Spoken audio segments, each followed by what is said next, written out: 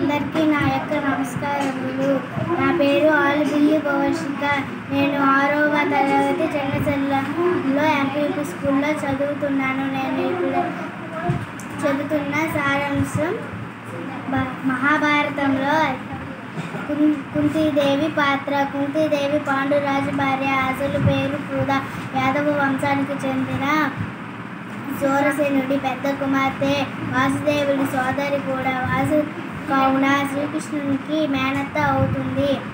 కుంతీదేవి చిన్నతనంలోనే దుర్వాసుడు ఆమెకు ఒక శక్తివంతమైన మంత్రాన్ని ఉపదేశించాడు. కుంతీదేవి ఆ మంత్రాన్ని పరీక్షించడానికి ముందు సూర్యుడిని ప్రార్థించింది. సూర్యుడు ఆమెను అనుగ్రహించి కర్ణుడు జన్మించాడు. కర్ణుడు పెంచే ఆలోచన లేక అతన్ని ఒక పెట్టెలో పెట్టి నదిలో వదిలివేసింది. పాండురాజుకి కుంతీదేవికి సంతానం లేనందుకు ఆమె దుర్వాసుడు ఇచ్చిన మంత్రాన్ని ఉపయోగించి ధర్మరాజు యముని ద్వారా, భీముడు వాయువు ద్వారా, అర్జునుడు ఇంద్రుడి ద్వారా పొందింది.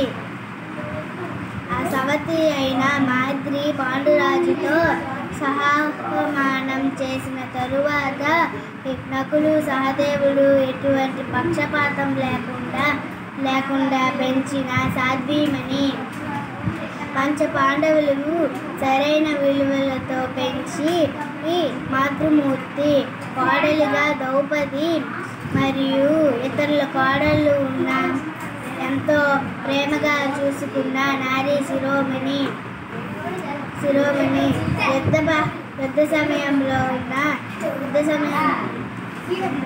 యుద్ధ సమయంలో కూడా కుమారులకు ఎన్నో హితవచనములను నేర్పి చేశారు.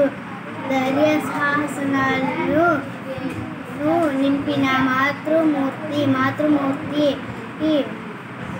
ఎన్ని కష్టములను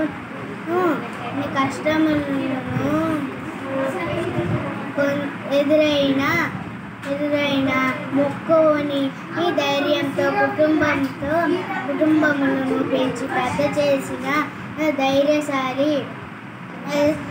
మాతృ స్థానాన్ని ఎంతో వన్నె తెచ్చిన గొప్ప వనితగా కుంతీదేవి ఉదాహరణగా చెప్పవచ్చు. పంచ పాండవులు తల్లిగా ఎంతో పేరుగాంచిన గొప్ప